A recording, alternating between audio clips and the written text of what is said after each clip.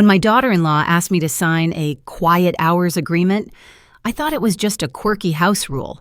No cooking after 8 p.m., no TV in the living room, and don't talk too loud on the phone. Fine. I wanted peace too. But then I overheard her say, "In 3 months, the house is officially ours. She won't even know what hit her." I smiled, walked back to my room, and pulled out an envelope from the safe.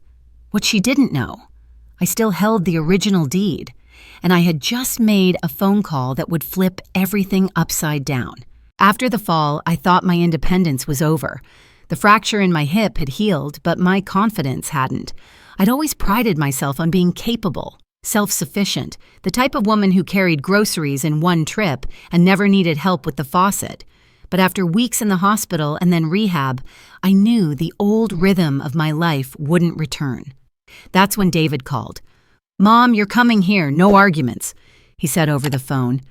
"We've got space, and Rachel already set up the guest room. You're not doing this alone." I cried after we hung up. It had been years since I'd felt truly taken care of by anyone. David was my only child, and though we'd grown apart over the years, busy schedules, time zones, his new family, I still saw him as the boy who used to hold my hand crossing the street. The boy who once said, "I'll take care of you when you're old, Mama."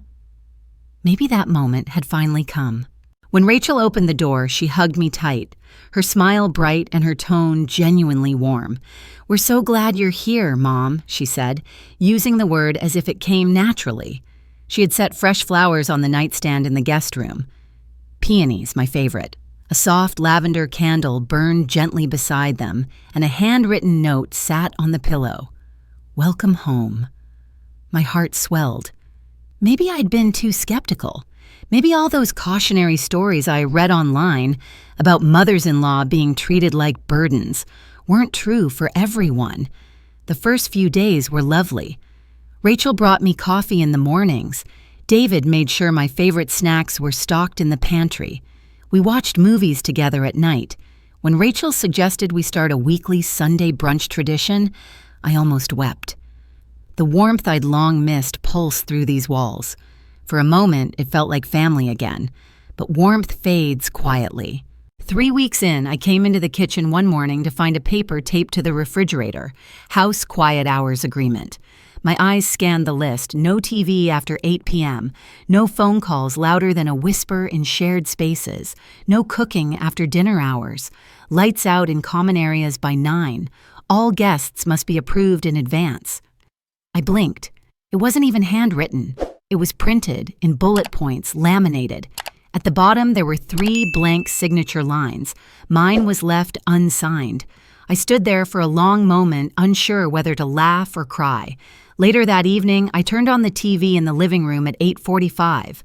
Nothing loud, just a nature documentary narrated in whispers. Rachel appeared within minutes. "Mom," she said gently but firmly, "I know it's just a documentary, but David gets up early. He needs rest." "I have headphones," I offered. "I know," she smiled, "but it's really about creating consistency. It's for the whole house." I nodded and turned the TV off. The next day, I was on the phone with my friend Linda from Ohio. We hadn't talked in months. I had the call on speaker so I could fold laundry, but I kept my voice low. At some point, Rachel walked by, made eye contact, and said nothing. 15 minutes later, she returned, holding a small, dry erase board. On it was written, "Reminder, phone calls after 7 p.m. in personal room only. Thank you." I didn't say a word. I just nodded. That evening, I brought it up to David. "Your wife's got a lot of rules," I said gently. He looked up from his laptop. "She just likes order, Mom. It's nothing personal." "She posted a laminated list, David. I had to sign something to live here?" He chuckled. "It's just a formality. You know how Rachel is. She just wants everyone to be comfortable." I wanted to ask, "Everyone but me?" But I didn't. Instead, I smiled and walked away. That night, I sat in bed, looking at the peonies Rachel had put there weeks ago. They were wilted now, petals scattered across the nightstand like a quiet confession. Nothing blooms forever. Maybe I was overreacting. Maybe I was just too old-fashioned. Maybe it was menopause messing with my emotions, even though that ship had sailed 2 decades ago. But something inside me whispered a quiet truth I didn't want to hear yet. You are not home. You are a guest. I found the envelope on my bed, a cream-colored folder labeled Living Agreement in soft, cursive script, was tucked neatly under my pillow like a bedtime story. I sat on the edge of the mattress, my hand resting on the folder for a moment before I opened it. Inside, 3 pages, printed and stapled, detailed every expectation Rachel and David apparently had of me. No kitchen use after 8 p.m., no guests without prior approval. Quiet hours enforced between 7 p.m. and 7 a.m. Shared spaces must be cleaned immediately after use. All personal belongings must be confined to private quarters. Sign and return by Friday. At the bottom, signature lines for Rachel, David, and me. It was the first time I saw my name separated like that, as if I were some third-party tenant in a house I helped pay for. David wasn't home that afternoon, so I waited. I didn't confront Rachel. I didn't say a word. I made tea, watched the clock, and tried to breathe through the growing pressure in my chest. By 7:15, David walked through the door. He noticed me at the dining table immediately. I had the agreement open, pages neatly aligned, my reading glasses in my lap. "Oh," he said, setting down his bag. "Did Rachel give you the agreement?" "She left it on my bed," I replied. He looked sheepish. "It's just, Rachel likes structure, and we figured this would help prevent misunderstandings." "Misunderstandings," I repeated. "David, am I a misunderstanding?" "No, Mom, come on." He laughed nervously, rubbing the back of his neck. "It's just to set expectations. You know how things can get tense." "Between who?" I asked, quieter now. He hesitated. "Between all of us. It's nothing personal." He didn't say much more. He patted my shoulder, kissed my head, and went upstairs. Later that night, I signed it. Not because I agreed, not because I accepted the rules. I signed it because my son, my only son, stood there and did nothing. The next morning, Rachel placed a soft hand on my shoulder as I stirred my oatmeal. "Thank you for signing, Mom," she said, sweet as syrup. "It really means a lot to us that we're on the same page. It just helps things flow better, you know?" I didn't respond. I just nodded, swallowed my pride with my breakfast, and smiled like it didn't sting. Days passed. I followed the rules. I tiptoed through their schedule. I confined myself to my little room like it was a rented motel. But no matter how quiet I tried to be, I still felt the walls closing in. Then, one night, I came downstairs to warm up a cup of tea. It was 8:25 p.m.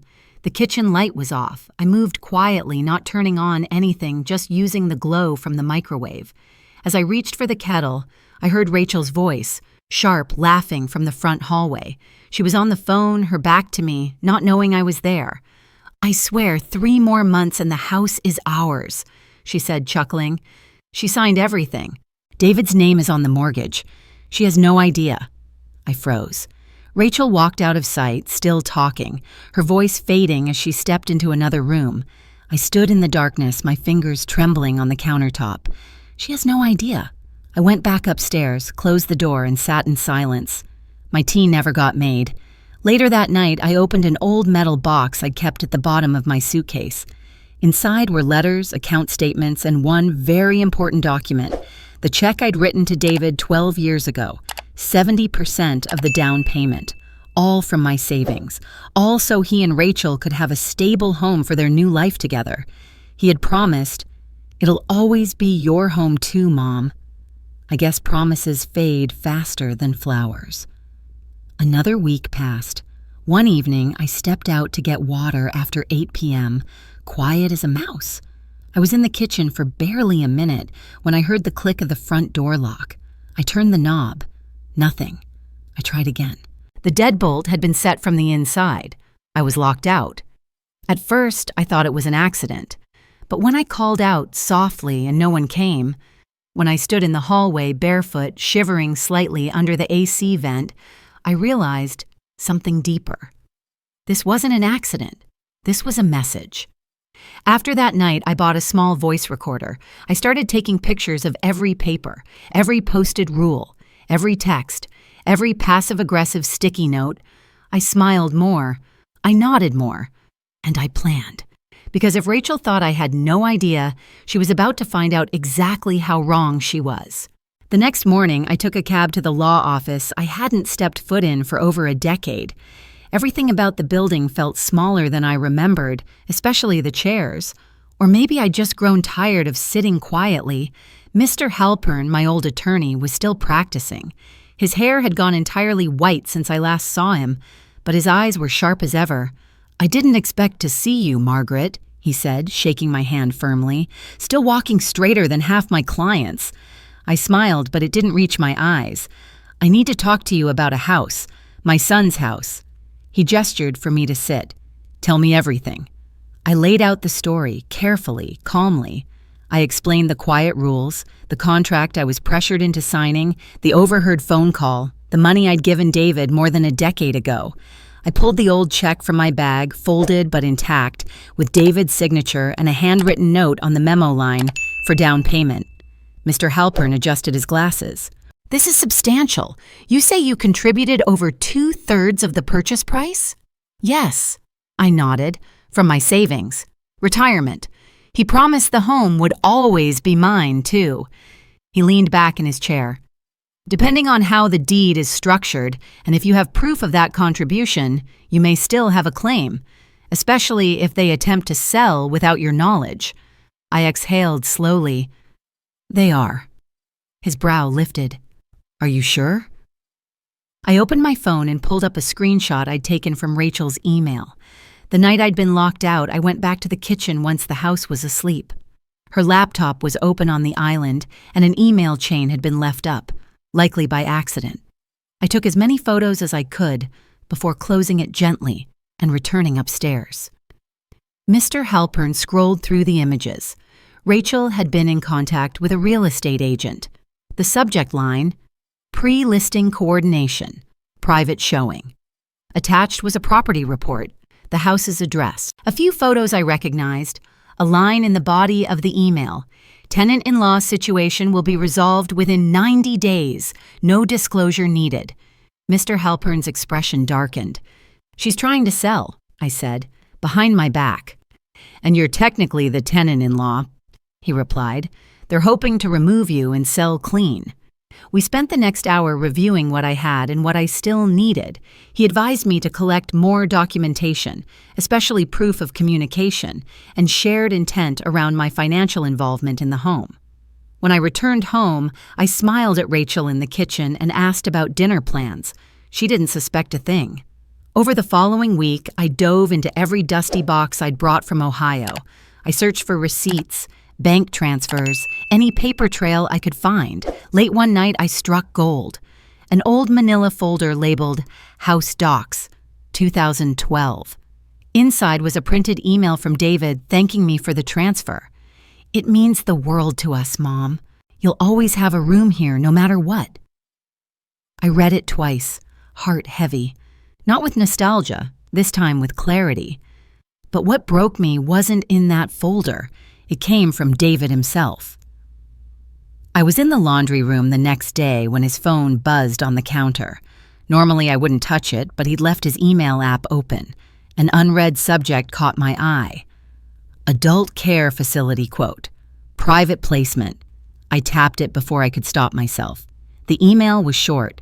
A woman named Diane from a senior care center had replied, "Yes, we can accommodate. A quiet, assisted living environment.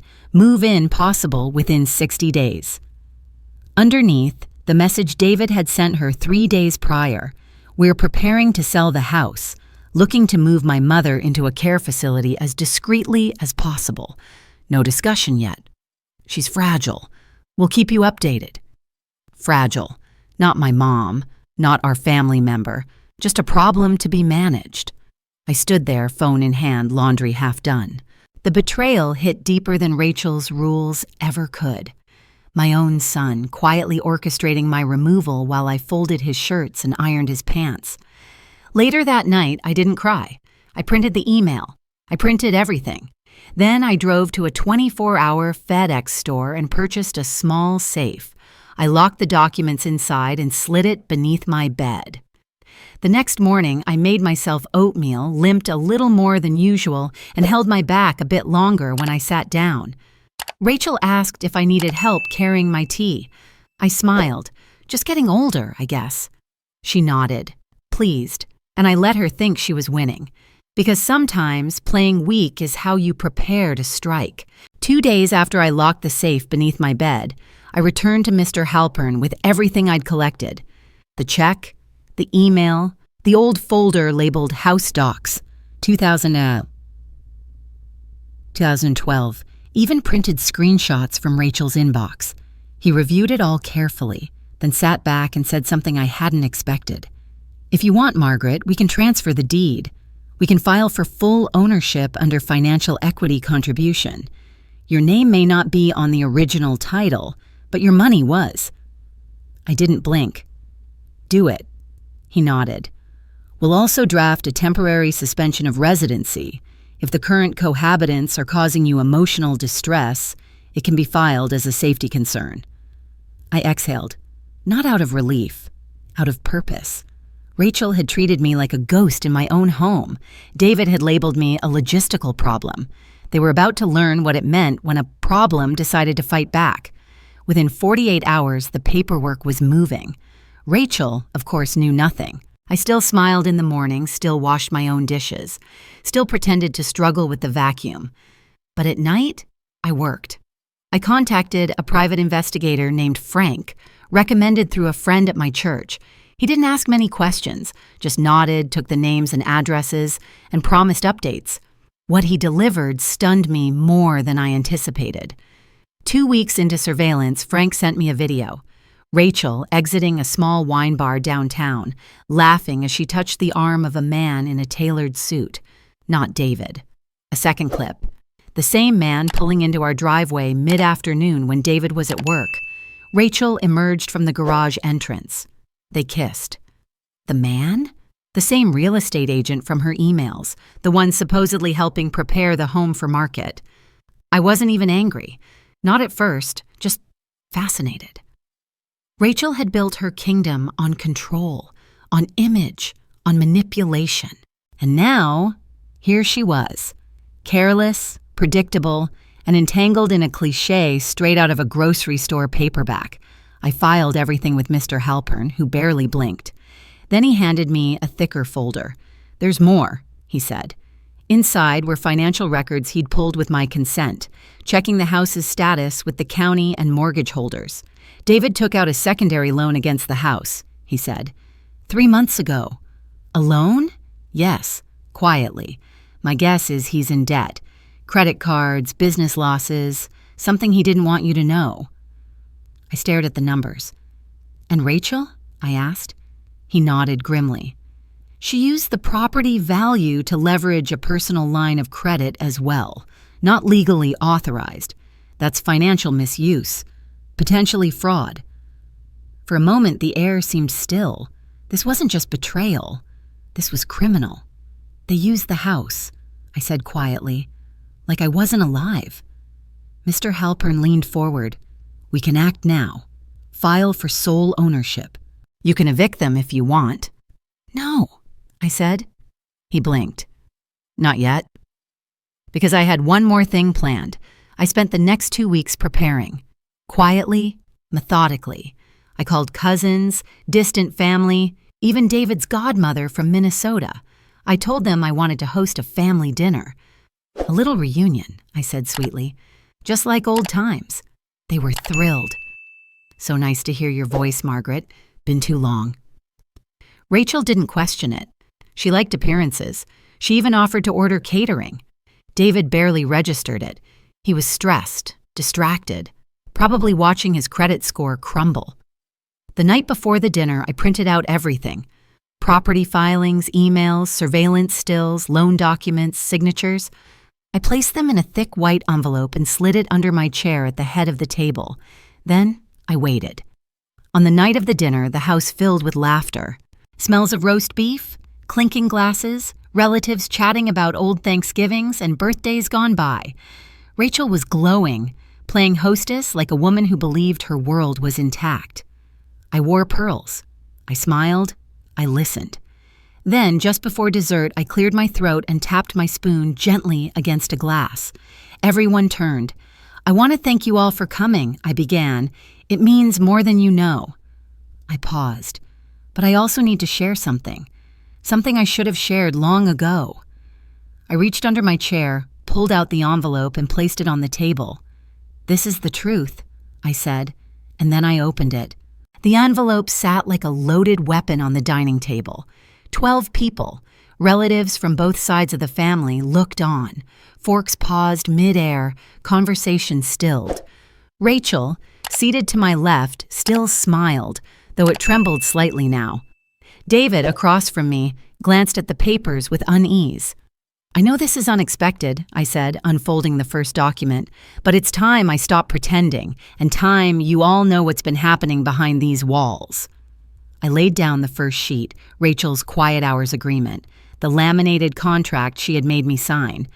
"I was asked to live by this," I said, "as if I were a tenant, not family." A few guests murmured.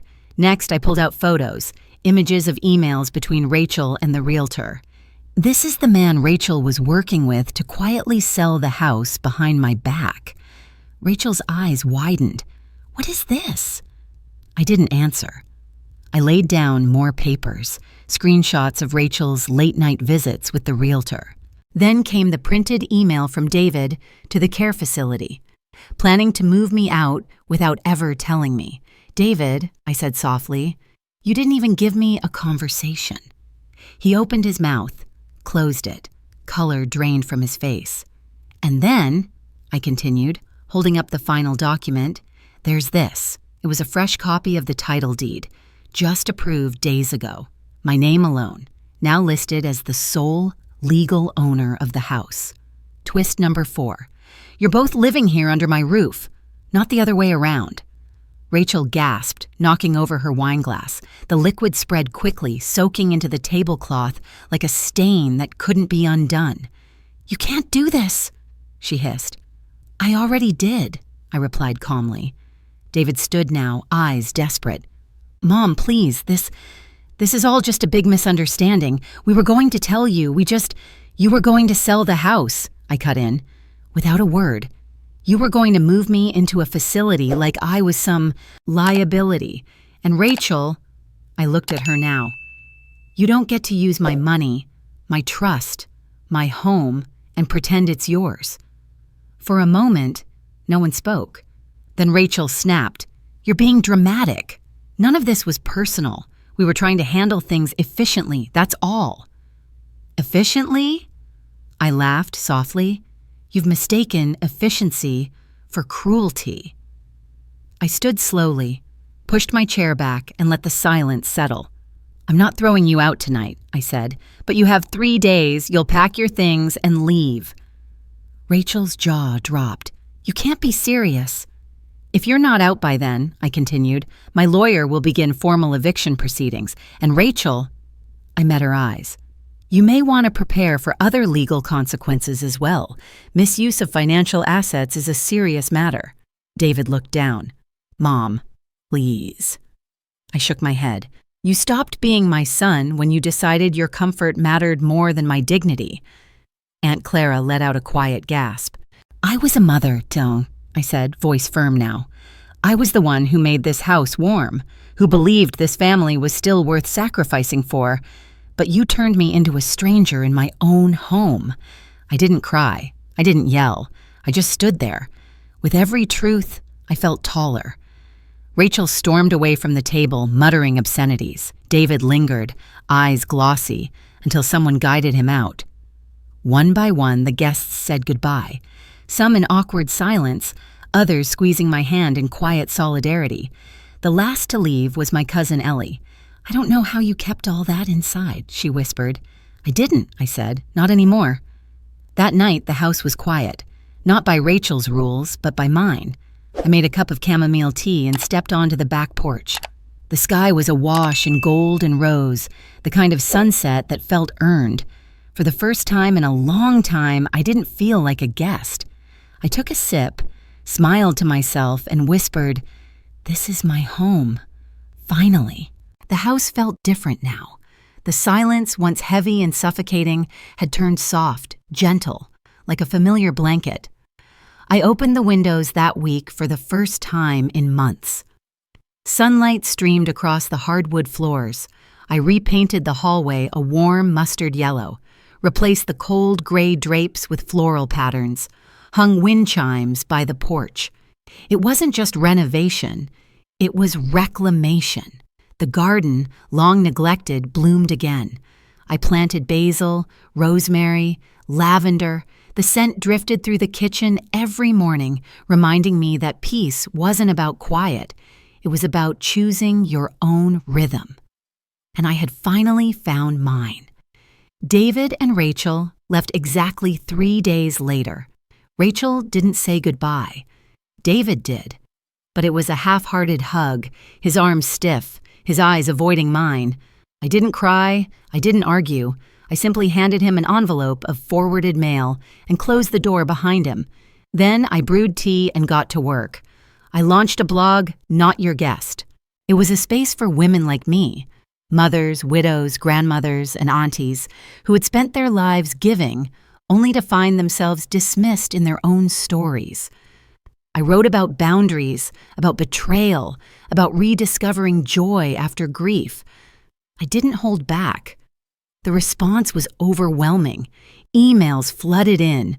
Women from all over the country shared their stories, some eerily like mine. I thought I was the only one. One message read.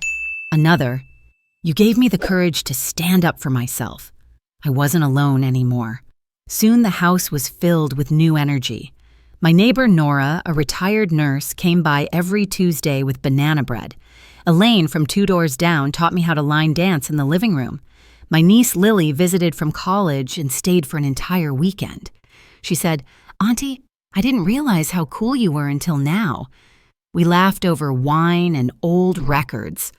I hadn't felt that kind of connection in years. Then came the podcast. A young woman from Oregon reached out. She ran a platform for intergenerational storytelling. Would I consider sharing my journey? I said yes. The episode aired with the title, From Guest to Owner, Margaret's Story. Within 48 hours, it went viral. People quoted my words, sent clips to their mothers, commented things like, "She's all of us." The host called me afterward and said, "You started something, Margaret." I smiled, because I knew. A few weeks later, I sat on my porch, tea in hand, the garden humming around me, when a silver car pulled into the driveway. I didn't recognize it at first, but when the door opened, my breath caught. His hair was thinner, his frame a bit more stooped, but his smile, still crooked on the left side, was unmistakable. "Frank?" I asked. He grinned. "Hey, Maggie." Frank had been my high school sweetheart, the boy who once carved our initials into a maple tree behind the football field.